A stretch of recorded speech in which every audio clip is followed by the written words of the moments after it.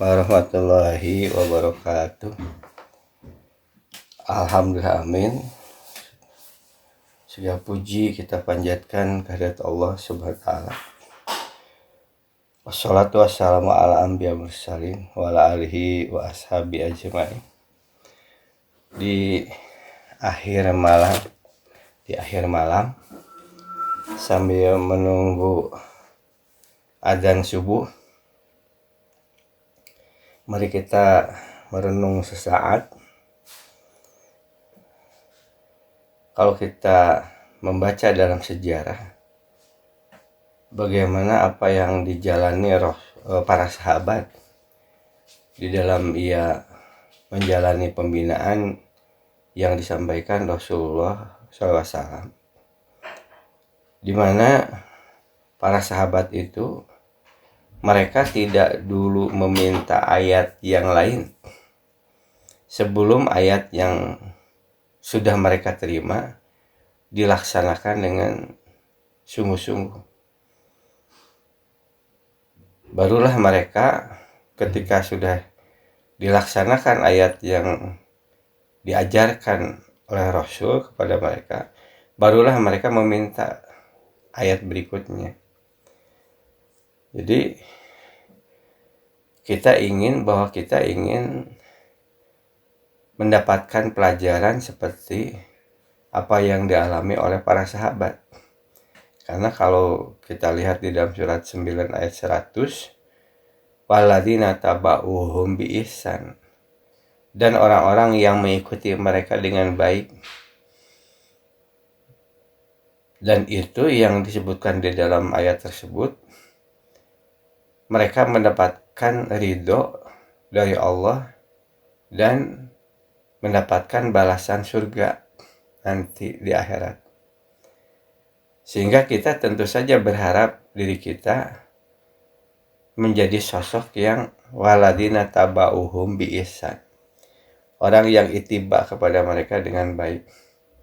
Nah, sebagai bentuk kita ingin menjadi sosok sahabat, di mana ketika mendapati suatu ayat itu tidak beranjak kepada ayat selanjutnya sebelum ayat yang mereka sudah terima dilakukan, dijalani dengan baik. Kita mulai dari surat Al-Alaq, karena sudah pasti surat Al-Alaq ini akan senantiasa disampaikan kepada para sahabat, kepada siapapun, apakah mereka datang pada saat permulaan seperti Ali, Abu Bakar, ataupun sahabat-sahabat yang mereka masuknya kemudian, ataupun mereka sahabat-sahabat yang masuknya ketika di Yasrib atau di Madinah, ataupun mereka sahabat yang masuknya ketika Futuh Mekah. Sudah pasti pelajaran yang mereka terima di awal adalah surat Al-Alaq ini. Karena inilah yang sudah diterima oleh orang-orang as-sabiqun awalun, yang sudah mereka jalani, yang sudah mereka alami, dan sudah mereka rasakan. Dan itu terbukti dari konsep pembinaan ini melahirkan orang-orang yang siap hijrah, orang-orang yang telah membuktikan diri hijrah dari Mekah ke Yasrib dengan meninggalkan seluruh harta segala macam. Dan itu adalah bukti dari pembinaan yang dijalani oleh mereka. Nah, surat yang sudah pasti diterima oleh mereka, diajarkan kepada mereka, surat Al-Alaq. Kalau kita perhatikan ayatnya, Iqra bismi rabbik alladzi khalaq, khalaqal insana min 'alaq, bahwa untuk mendapatkan bismi rabbik, bagaimana seseorang itu dia betul-betul merasakan alladzi khalaq, khalaqal insana min 'alaq, merasakan, memahami, merasakan siapa Allah dan siapa diri.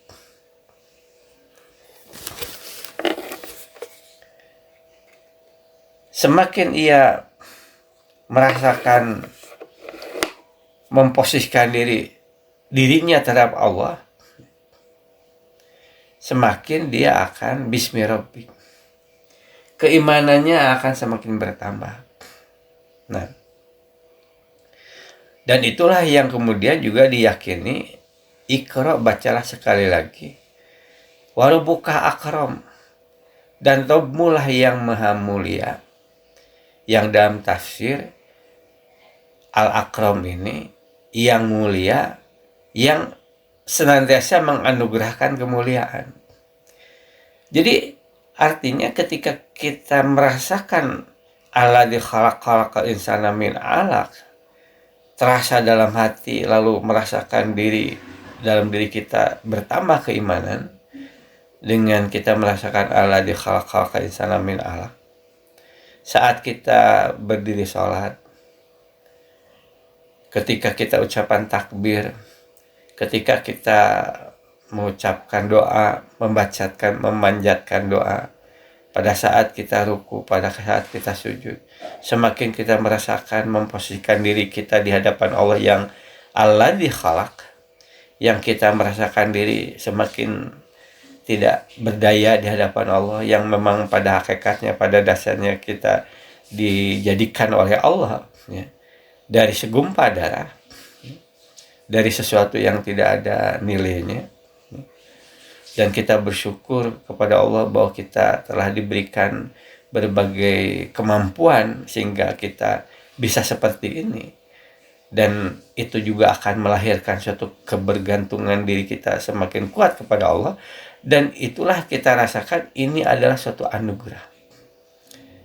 Iqra, bacalah sekali lagi, warobuka akram, dan Robmulah yang mulia, yang hendak menganugerahkan berbagai kemuliaan kepada siapa? Kepada orang yang merasakan alladzi khalaqal insana min 'alaq. Kepada orang yang merasakan dengan alladzi khalaqal insana min 'alaq itu, dia merasakan bismi rabbik. Dia merasakan semakin bertambah keimanan, semakin ia ingin memposisikan diri kepada Allah, bismi rabbik. Hidupnya adalah untuk Allah, hidupnya dalam rangka melaksanakan tuntunannya, hidupnya dalam rangka mengharap ridhonya. Nah, ketika ia merasakan dari alladzi khalaqal insana min 'alaq, lalu kemudian terasa semakin bertambah bismi rabbik, maka inilah anugerah. Jadi ketika ia kemudian merenung kembali, ketika kita sholat, dan setiap orang pasti dia akan bisa mengevaluasi berapa persen dari sholatnya yang bisa dia ikuti, yang ternyata walaupun sesedikit jumlah presentasi yang bisa dia ikuti, ia merasakan bertambahnya bismi rabbik, ia merasakan bertambahnya keimanan, walaupun dia menyadari juga tidak semua bacaan-bacaan sholat bisa diikuti dengan hatinya. Hanya sekian persen dari sholat yang bisa dia ikuti. Tapi walaupun demikian, dia merasakan bertambah keimanan dari sholat itu. Nah, jadi ketika ia merasakan seperti itu, dan lalu dia meyakini inilah anugerah, di mana Allah akan menurunkan anugerah kemuliaannya, dan dia merasakan itu, maka sudah pasti mereka yang sudah merasakan seperti itu, dia akan berusaha meningkatkan. Kalau yang tadinya ia bisa mengikuti sholatnya sekian persen, mungkin 50%, mungkin 60%-nya, mungkin 70%, dia akan semakin bersyukur. Maka bagaimana dia berusaha bertambah persentase itu. Bahkan kalau mungkin 100%. Kalau mereka para sahabat itu mereka telah menjalani ini, dan mereka berusaha untuk dalam zikirnya, dalam sholatnya, alladzi khalaqal insana min 'alaq, dan merasakan bagaimana bertambahnya bismi rabbik, maka kita pun berusaha juga. Kita tingkatkan jumlah presentasi di mana kita bisa mengikuti bacaan-bacaan itu. Kita tingkatkan yang tadinya 40% jadi 60%, jadi 70%, jadi 80%, atau bahkan sampai 100%. Nah, lalu kita evaluasi diri. Kendalanya di mana? Sehingga kita belum merasakan sampai 100%. Kalau hasil dari evaluasi itu bahwa kita punya kendala dari sisi penguasaan bacaan arti, belum sepenuhnya ketika kita baca langsung meresap ke dalam hati, maka sudah pasti bagaimana dia berusaha menguasai arti bacaan sholat dengan semaksimal mungkin. Jadi kalau selama ini dia sudah berusaha dalam rangka menguasai arti bacaan sholat dengan cara melafalkan bacaan sholat dan arti, lalu masih belum sempurna, masih belum lancar, maka dalam rangka itu, dalam rangka dia ingin memaksimalkan sholat yang dijalani, bagaimana dia bisa menguasai bacaan sholat dan arti dengan baik, dengan betul-betul dia menguasai bacaannya, maka dia akan terus latihan, memaksakan diri. Karena di depan matanya apa? Di depan matanya adalah hanya anugerah. Semakin dia mencoba melatihkan bacaan sholat dengan artinya,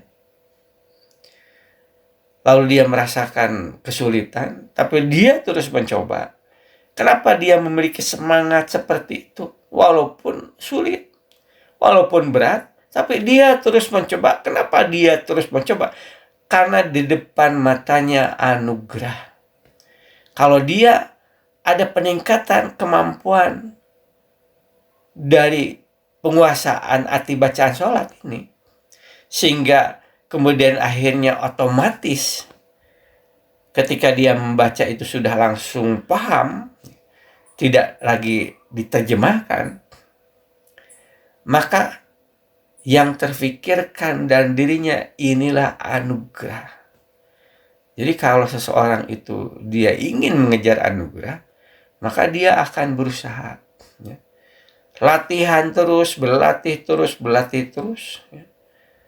Sampai akhirnya dia betul-betul menguasai yang namanya bacaan sholat. Sehingga dia merasakan tanpa menerjemahkan, dia sudah langsung merasakan dalam hatinya. Tinggal dia menambahkan sedikit konsentrasi. Tinggal dia semakin merasakan di hadapannya adalah Allah. Maka apa yang ia rasakan dari sholat, semakin bertambah bismi rabbiknya, semakin bertambah keimanannya, itu akan semakin terasa. Demikian ihwatul iman rahimahullah. Mari kita tidak pernah berhenti, tidak pernah menyerah, tidak pernah bosan. Kenapa?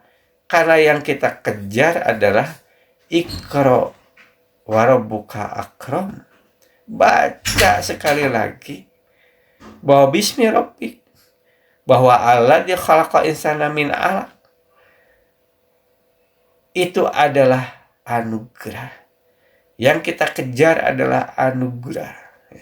Kalau itu yang dijalani oleh para sahabat, maka bagaimana kita pun menjalani. Sehingga kita mendapatkan sesuatu yang pasti-pasti dari surat 9 ayat 100, yaitu ridho Allah. Anugerah apa? Anugerah tidak lain ada ridho Allah. Itulah anugerah yang kita kejar dari upaya kita melafalkan bacaan sholat dan arti. Ridho Allah dan surga yang Allah janjikan nanti di akhirat. Barakallahu li wa lakum. Alhamdulillah amin. Assalamualaikum warahmatullahi wabarakatuh.